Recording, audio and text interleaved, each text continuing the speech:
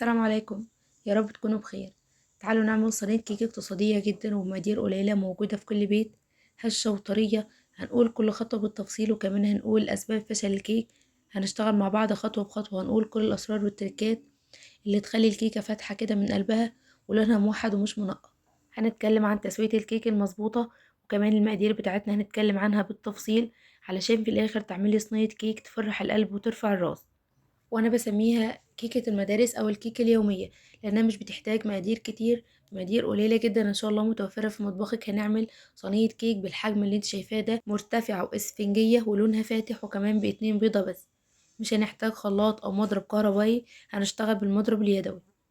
ولو بتفشل معاكي الكيك او مبتدئة في المطبخ، ان شاء الله الوصفة تنجح معاكي من اول مرة. يلا بينا نشوف الطريقة وكمان المقادير. لكن قبل ما نبدأ حابة اطلب منكم تنزلوا تحت الفيديو تعملوا لايك واشتراك وتفعلوا زر الجرس على الكل عشان لما ننزل فيديو جديد يوصلكم اشعار. وهنقول بسم الله وهنبدأ على طول في الوصفة. والمقادير بتاعتنا هسيبها لكم مكتوبة على الشاشة وهنتكلم برضو واحنا شغالين عنها.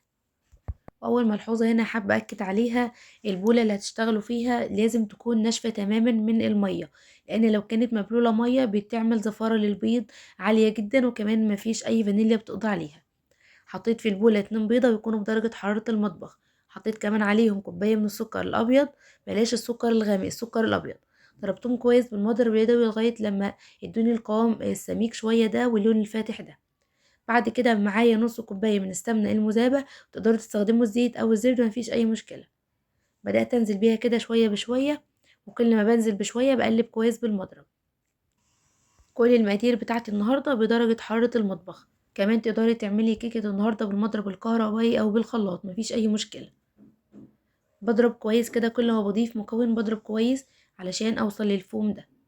بعد كده بكون محضرة جنبي كوباية ونص من الحليب بنزل بيهم على مرتين. حطيت كوباية ونص كوباية تانية، كانت الكاميرا فاصلة وانا بحطها. بنضرب كويس كده، شايفين الفوم اللي على وش الخليط بتاعنا؟ هو ده اللي بيساعد على ارتفاع الكيك. بنقلب كده كويس، عايزين نتأكد ان السكر داب بنسبة 100%. والسكر اللي تستخدموه يفضل يكون السكر الابيض علشان تطلع معانا الكيكة فاتحة من قلبها ومش غامقة. بعد كده هستخدم 3 كوبايات الا ربع من الدقيق، مش هضيفهم مرة واحدة زي ما احنا عارفين. حطيت كوبايتين وبعد كده حطيت عليهم معلقة كبيرة من البيكنج باودر او خميرة الحلويات. اهم خطوة بتساعد على نجاح الكيك هو البيكنج باودر او خميرة الحلويات. انا استخدمت النهاردة باكت من الكيك شيف. وتعالوا نتكلم شوية عن الدقيق. الدقيق بتاعي نخلته كويس جدا قبل ما استخدمه، قبل ما اعايره نخلته مرة، ونخلته مرة كمان بعد ما عايرته. طبعا نخل الدقيق اكتر من مرة بيدخل فيه هوا وبيساعد على ارتفاع الكيك.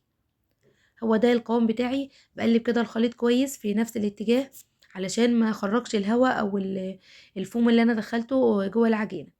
بعد كده بكون مجهزة صينية مقاس 23 أو 25.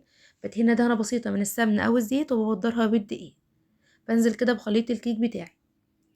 أما عن ارتفاع الكيك فهنا ملحوظة عايزة أكد عليها، العجينة اللي هتحطها في الصينية هي دي اللي هتطلع لك كيك في الآخر.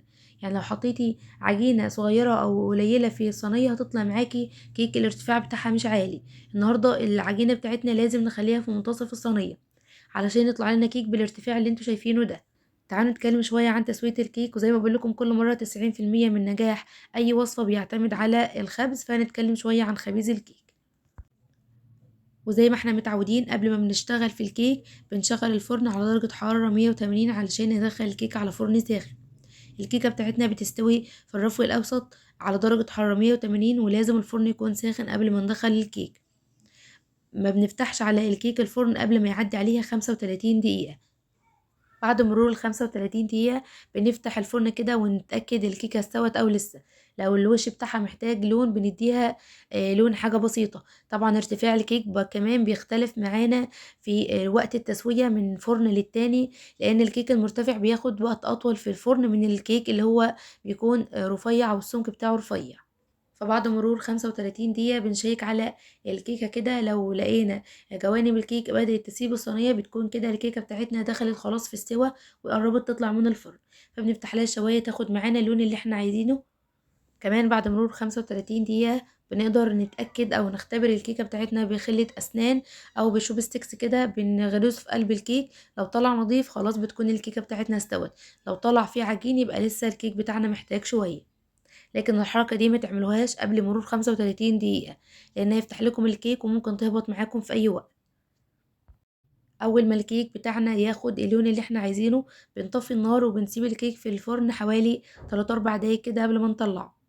وبعد ما نطلعه بنسيبه يهدى كمان 5 6 دقايق قبل ما بنقطعه، علشان تطلع معانا قطعة الكيك منتظمة كده ومش مفرفتة. فبتسيبوا الكيك يرتاح اقل شيء 5 دقايق قبل ما تقطعوه. يا رب تكونوا استفدتوا واكون جاوبت على كل الاسئله اللي بتدور في دماغكم. وبكده بيكون خلص معانا فيديو اليوم، واشوفكم على خير في فيديو تاني، ومع السلامة.